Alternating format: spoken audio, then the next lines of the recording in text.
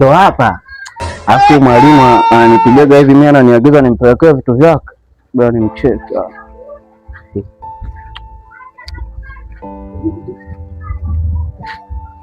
Mimi niko mtaa. Mwalimu ndo hapa au hapa? Takuwa hapa. Akili zangu ziko. Hodi. Yeah. Hodi.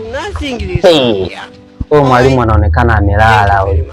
Sasa ngoja nikague mazingira yake nione, maana anajikutaga mkali, kumbe ilikuwa na mazingira mabaya. Hey!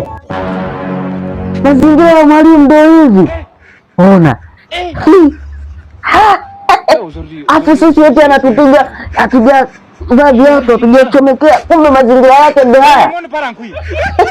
Ngoja nikaangalie chooni, maana hajakuwa humu ndani humu.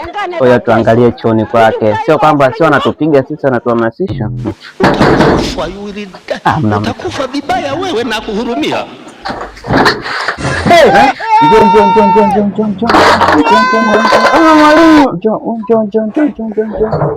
Nikwambia madaftari chooni. Nilikuwa nataka nijisaidie.